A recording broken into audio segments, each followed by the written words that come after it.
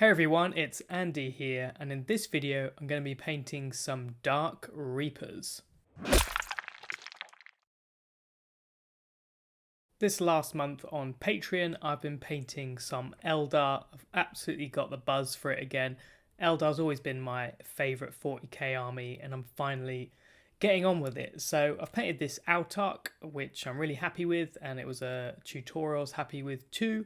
But the real miracle is I've actually painted an army. I've got 950 points-ish, which is not bad going, but I did a whole series on why I keep failing my armies, like my Sons of Horus and Lumineth, which I will get back to. But anyway, that's for another video. But I'm really pleased I actually got an army done, and I even played some games. I'm going to do a video about my ELDAR for YouTube sometime soon. But first I need to add a few more units, and I want to get myself over 1,000 points, so I thought Dark Reapers would be a fantastic one, as I don't think they're going to take too long to paint, and I quite fancy their rules sitting on the back line with some missile launchers. So I started with a black spray can undercoat, and I've left the head separately, which you don't really need to, but it's quite nice to work on that bone on its own. And my first job is to spray the whole thing with Model Air Black.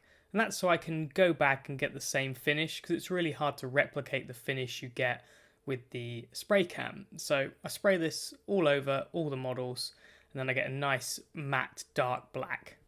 I then airbrush on some highlights with Mechanicus Standard Grey from Games Workshop.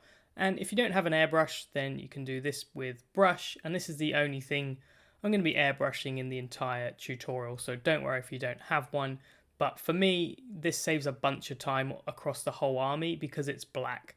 So I'm just doing this one highlight with the airbrush, and I'm trying not to do too much brush work after, because then it becomes, a bit of a slog, and that's why I don't get armies done.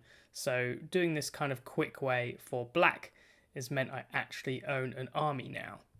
I finish by going back to the Model Air Black, but this time I'm trying to trim down those highlights and just get some of the black back. And it's much easier to do this where you trim the highlights down after than try and get really perfect highlights. I still try, but this means, I don't have to be super perfect.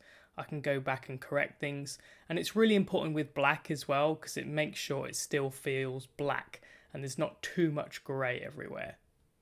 Spraying from below after, I found I got some really nice looking highlights, and even some of the parts look like edge highlights where the airbrush couldn't get to the edge and it left that grey on there while I was spraying the black. So I really like this way of doing the shading at the end, so you highlight up but go back to the darker colours and finish with that.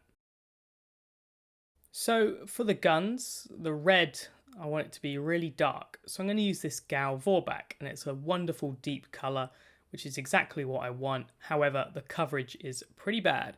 So here you can see I've done one coat and it just isn't looking good. So with this step, really take your time to get the Vorbak as clean and clear as you can.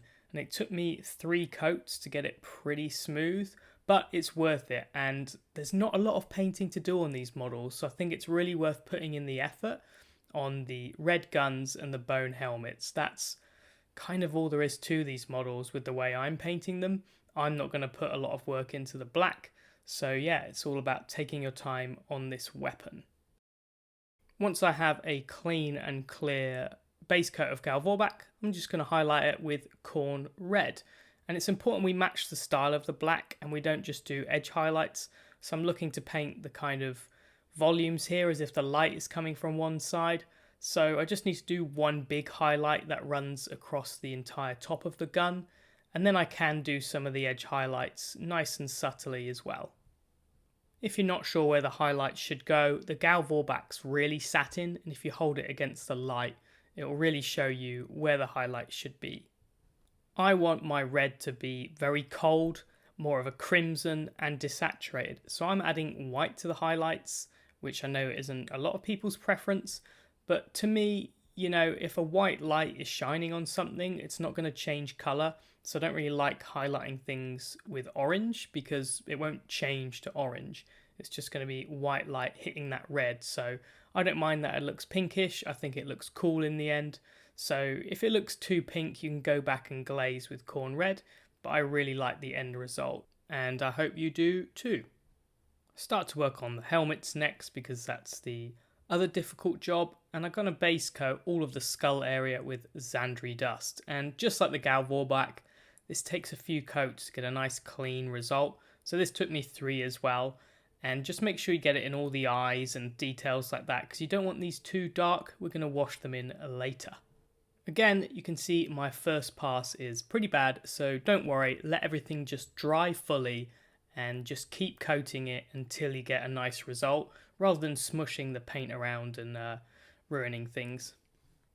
I then washed the details with Steel Legion Drab, but I wish I did the highlight of Ushabti Bone first, which is what I'm going to do next. But I think, yeah, I would have rather done Ushabti Bone all over, then done this Steel Legion wash. I got there eventually, it just took me way longer, so if I was you, I would do that. I then wash the eyes with Evil Sunz Scarlett, so I just get Evil Sunz Scarlett everywhere in the eye socket.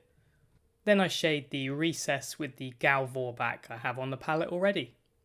Unlike the guns, I want the eyes to be as if there's a glowing light behind them, so I want them to be a bright orange, and I'm going to use AK Deep Orange because it's one of the few orange paints I've found that actually has decent coverage, so I really recommend that. And I'm also going to add in this golden yellow from Vallejo, and again, that's got great coverage, so using these two makes orange way easier. The first highlight is a mix of deep orange and Evil Sunz Scarlet, and I do think this step's worth doing. It's a really nice colour, these two together. Then I just highlight deep orange and then deep orange with a little bit of that yellow in, and you can make this as bright as you fancy. Then I started to highlight the skull in Ushabti Bone, and this is where I realised I wish I did this earlier. So I had to be really neat and careful going around all the details, and if I did that earlier I wouldn't have to be so careful. So yeah, I would recommend doing the Zandri Dust, then get the Ushabti Bone done, and then you can do the eyes and stuff like that, and it'll be way easier. It still turned out great, it just took me a lot longer, and Ushabti Bone again has pretty bad coverage, so this was a bit of a slog to be honest. I finished the bone with a few highlights of Screaming Skull.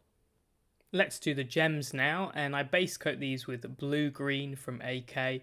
It's got amazing coverage, super punchy, and then I'm going to shade it with this Despair Green from Scale 75, and this is such a deep dark turquoise, but it has no coverage. So it's best to do the blue-green first and then shade it with this Despair Green after, and then you'll get a very deep dark turquoise, which is awesome.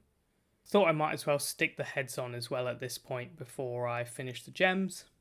After the Despair Green has dried, then I just re-highlight with that blue-green again. And then I can add another highlight, just mixing in some Ivory. And you can add as many steps to this as you want, depending on how punchy you want the gems to be. I think I did 2 levels of highlighting, and 1 was enough really, but just do this to taste. It really doesn't take long, and it looks fantastic. Any pouches were simply Rhinox hide, and then a highlight of dark brown from AK, but anything will do. These parts I just don't think are that important when it comes to a gaming army. Keep it simple and just highlight them nicely. I don't own many metallics, so I had to make a mix to get the colour I wanted, and I used Cult of Paint favourite Decayed Metal with a little bit of Elven Gold in. Either of these on their own wasn't quite right, so a mix was kind of a nice bronzy colour, which was exactly what I was after. Again, Elven Gold was just 2 gold, so I just added a touch of light bronze or a silver will do, just to kill the gold out of it a little bit, and then you get more of a nice bronzy colour. I did the hair the same way as the gun, just with Khorne Red and Ivory, but I wait until I glued the heads on the model just to make sure I highlighted the hair in the right place and it fitted with how I'd highlighted the rest of the model. And for this, don't focus on every hair. It will look better if you just draw the eye to a focal point near the top of the head. Now I've got a picture of the Heavy Metal version, which is obviously edge highlighted. So I just wanted to talk briefly about edge highlighting because I don't think you need to watch a tutorial from me to know, that you can do it. I'm actually going to do hardly any, and the reason is it takes so long and I don't think it's worth it for what I'm trying to do here. So this is down to taste, but I just want to talk about it briefly to say don't feel the pressure that you have to do this. I mean, just look at this image. There are so many edges and I really don't think it's necessary for a gaming army. And this was something that I did for this army, and it's basically the reason I got it done. I did 20 Guardians in no time at all because I didn't edge highlight them.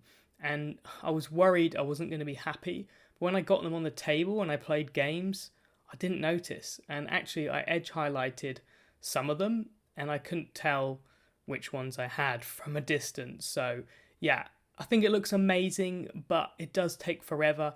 I painted this Autarch with loads of edge highlights and I'm really happy. There's no doubt the black looks better, but this took me hours and I can't do that on every Guardian, every Dark Reaper. So what I'm going to do is a bit of a compromise. So I kind of gave myself a bit of a time limit, 15 minutes on each model, and I just started with the head and tried to do some details around the chest.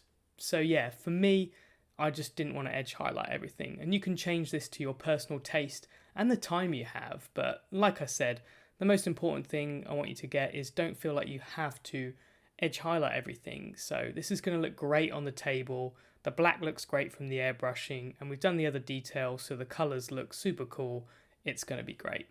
I'm interested in your opinion on this, if you find edge highlighting daunting or a slog or pressure that you have to do it. So yeah, leave a comment. I'm really interested in this subject and I really want to talk about the painting meta on Culture of Paint sometime. For the basing, I just add some sand and then I paint this with very diluted Rhinox hide, so a little bit of the sand comes through. Then I add another favourite of mine, the Reality in Scale Ground Base Medium, which you've seen on this channel a few times. And I chose this for my Eldar army because when I was painting the big owl for Emil, I loved how the basing looked. So I was like, yeah, I'm just going to do that for my Eldar. Then I finish with these awesome moss tufts. I'm just having them as like little bits of grass. And this late fall version is quite brownish, so it kind of blends in and it doesn't look as stark as a bright green one. And I really like the look of the ground-based medium with this together. It's quite subtle and yeah, I really like how it looks. And that is the unit finished. I'm not a full-time painter, I still have a job, and I managed to finish this unit inside a week, which was my target, and that's what this video is all about. I wanted to paint these in a simple way, but I think just choosing nice colours like that deep Gal Vorbak, spending time on certain areas like the eyes and the head, but maybe not edge highlighting every single edge, that's a compromise for me, which is why I finally have an army. I would love every single edge in my entire army to be perfectly highlighted heavy metal style, but it's just not possible. I want to play some games and I want to not be worried and scared that I rub off the highlights, which is what I've done with armies in the past. So yeah, anyway, I'm really happy. I'll do a video soon talking about my entire Eldar army for YouTube, but perhaps I'll add a few more units. I'm thinking Dire Avengers, some Rangers and a Falcon, maybe some Shining Spears, and then yeah, that'll probably be it for a little while. If you like this video, please check out our Patreon. I try to go through these kind of things pretty quick on YouTube, but on Patreon I go into a lot more detail. So I painted this Autarch video from start to finish on there, and I'm really happy with how that video came out. And it's in a lot more detail than this one, but the painting is a little of a higher level, I think. I've also made a tutorial on there batch painting all of the bare faces for my army, including this one for the Dark Reaper Exarch. So if you're struggling with faces for your new year, new army, then that's a good video to check out as well. Anyway, I look forward to your comments, and yeah, let me know your feelings on edge highlighting. Do you need them? Is it a slog? Are you scared of them? I don't know. I think it's a really important thing to talk about. Anyway, I'll see you in the next one, hopefully with some more Eldar.